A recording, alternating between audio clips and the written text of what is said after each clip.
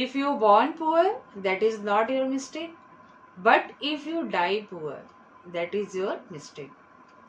Hey guys, if you are new in this channel, then like it and subscribe it, because all correct information about commerce and current information also you will get from this channel only. Guys, today I brought important topic, that is classification of share capital. Balance sheet is very important part of account. Without balance sheet, we can't solve any sum of account. Whether we read financial account, cost accounting, managerial account or advanced accounting, whatever it may be, it is very important. So in the balance sheet, we can see liability side and asset side. In the liability side, we can see authorized capital is given first, afterwards sometime issued capital, subscribed capital is given. So what is meaning of that? That thing I brought in this video. So guys, I think you will like it. If you will like it, then send it to other friends also, because this is my hard work and this is only for you in this critical time of corona, when everyone is at home. At that time I am trying to give some information about commerce so that you can continue your study. So guys, let's begin. So we can see here in this picture shares. Already I explained in previous video what is meaning of shares, and afterwards types of share capital in India. So there are two types of shares: equity shares and preference shares. Now let's see what is share capital. So the sum of total of the nominal value of shares of a company is called as share capital. In the previous video already I explained in detail what is meaning of share capital. The term capital in general means the amount of money invested in business. So without capital, no business can survive. The failure of any business concern is only due to lack of sufficient capital. Guys, this is a picture. In this picture we can see there are two types of capital: own capital and borrowed capital. So let's see what is own capital. When in the business we utilize our capital, means our own money and land, so that is called as own capital. But when we borrow some amount from outsider, just like as bank, so that is called as borrowed capital. So capital includes both own capital and borrowed capital. Now let's see classification of shares in different parts. First one is here, authorized capital. In this chart we can see. Second one is issued capital. Third one is subscribed capital. Fourth one is called up capital. Fifth one is paid up capital. Sixth one is uncalled capital. And seventh one is reserve capital. So guys, let's see one by one what is meaning of all these things in the balance sheet. And before that, let's see two questions today I brought for you people, which always comes in the competitive exam. So first one is, what is full form of SWOT? SWOT. My second question is, accounting standard 6 is meant for. Accounting standard question mostly comes in the exam. So guys, come to our topic. First one point in the share capital is authorized capital. So let's see. This is the amount of capital stated in the capital clause of Memorandum of Association. It is also known as nominal capital or registered capital.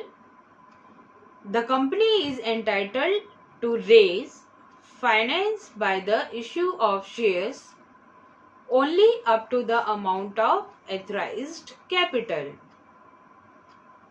However, the company can increase the amount of authorized capital by altering the Memorandum of Association, and the promoter generally fix the amount of nominal capital after considering the long-term and short-term requirement of the proposed company. It means promoter is the person who fixes the amount of authorized capital at the time of the registration of company. In this picture we can see issued share capital.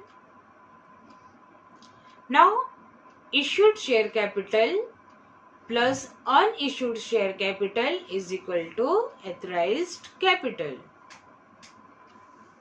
Now guys, let's see what is meaning of issued capital.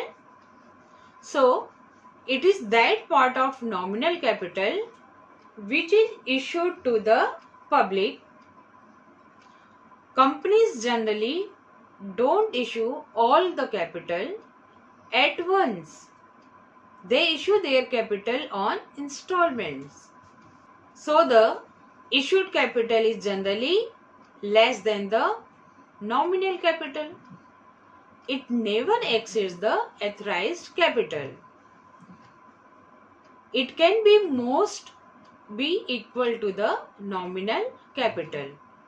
The balance of nominal capital remaining to be issued is called as unissued capital. Guys, these things we can understand with the help of this example. Suppose total authorized capital is rupees 1 lakh and from that issued capital is rupees 80,000. So unissued capital is equal to rupees 1 lakh minus rupees 80,000 is equal to rupees 20,000. Now guys, let's go to our next capital, that is what? Subscribed capital. Let's see. It is that part of issued capital which has been actually subscribed by the public. The amount of subscribed capital therefore cannot exceed the amount of issued capital. Where the shares issued for subscription are wholly subscribed, issued capital will be the same as the subscribed capital. We can understand this with the help of example. Suppose authorized capital is rupees 1 lakh and issued capital is rupees 80,000. So subscribed capital will be less than rupees 80,000 or equal to rupees 80,000, but it will not be more than rupees 80,000. We can say it will not be rupees 90,000. I think guys, your doubt will be clear about the issued capital and subscribed capital and what is authorized capital. So guys, let's go ahead, and here we will see what is the meaning of called up capital. Mostly it comes in the balance sheet. Normally a company doesn't collect the full amount of shares it has allotted. It collects it in the installments, which is known as application money, allotment money, first call, second call, etc.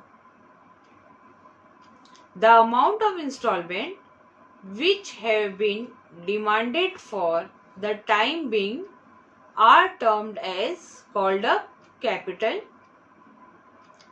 and the amount not yet demanded is termed as uncalled capital, and the shareholders continue to be liable to pay this amount as and when called.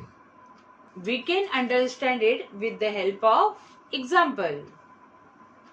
If the face value of share is rupees 10 and rupees 5 has been called up on each of the 10,000 shares, then the called up capital shall be rupees 50,000.